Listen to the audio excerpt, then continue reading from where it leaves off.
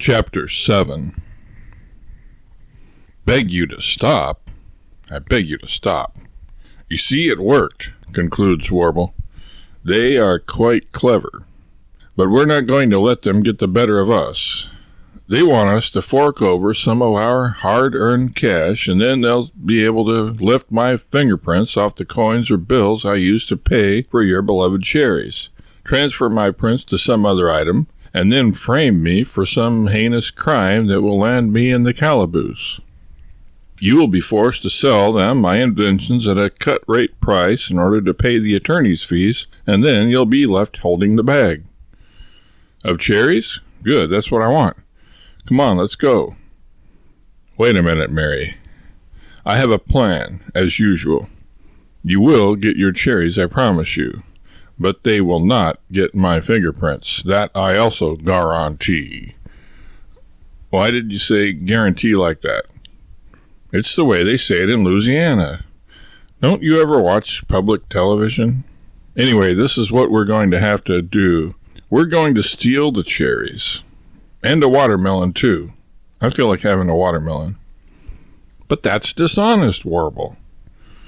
No, it's not. Remember, this is a trap. They probably stole all those produce items themselves. When I'm able to get the pseudo-fruit clerk to turn his head, grab a hunk of cherries and make a dash for the getaway car. What, our car? Do you see any other getaway cars around here, Mary? No. Then why did you ask? Anyway, don't worry about procuring the watermelon. I've got that covered. Mary looks at Warble skeptically, but resignedly opens the passenger door and climbs out. She knows where any argument with Warble will end, with her more confused than ever and Warble having his way. Thumbs in his pants pockets, Warble ambles up to the fruit stand, trying to look as nonchalant as possible. Howdy, he says, addressing the clerk. Afternoon, the man responds. Anything in particular I can help you with? Warble engages the man in small talk for a while, and then suddenly stiffens, opens his eyes wide, raises himself to his full height, which happens to be 6 foot 3.5 inches, and points off into the distance behind the fruit stand. Look! There's Elvis shaking hands with the hunchback of Notre Dame in the pumpkin patch, Warble yells out.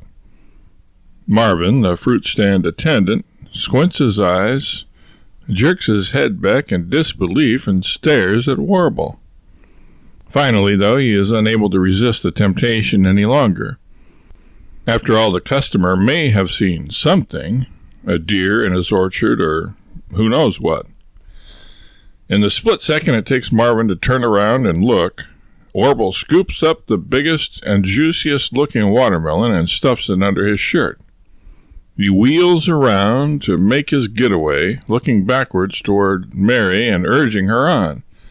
Make haste, my dearest lover of stone fruit. Make a beeline for the chariot. Do not pass go, and do not collect any moss whatsoever. Mary overcomes her astonishment at Warble's audacity in stealing a watermelon in broad daylight right under the nose of the friendly neighborhood fruit stand attendant and takes to her heels. In fact, Mary beats Warble to the car, who has tripped over a skateboard some rotten teenager has left near the cranberries, falling flat on his face. Fortunately for Warble, the pilfered melon breaks his fall. Nevertheless, the watermelon sandwich that was bookended by terra firma at the bottom and Warble's belly at the top knocks the wind out of Warble's sails as he falls with a thud and an oof.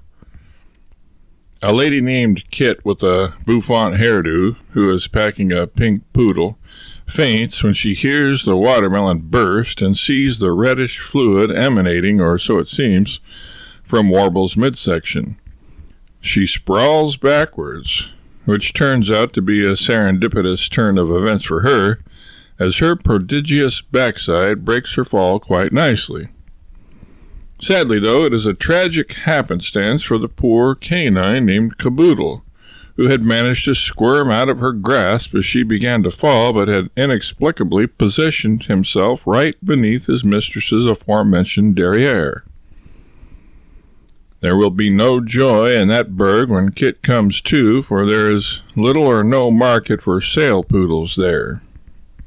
As Mary hears the pop and crack of the watermelon bursting and the rush of air being expelled from Warble's diaphragm, she whirls around. Warble is gasping for breath, but nevertheless crawling towards the car as fast as he can slither, which really isn't very fast at all, and certainly not fast enough to outpace Marvin, who has overcome his consternation over the bogus Elvis sighting and is rushing headlong toward Warble, bent on detaining the produce pilferer.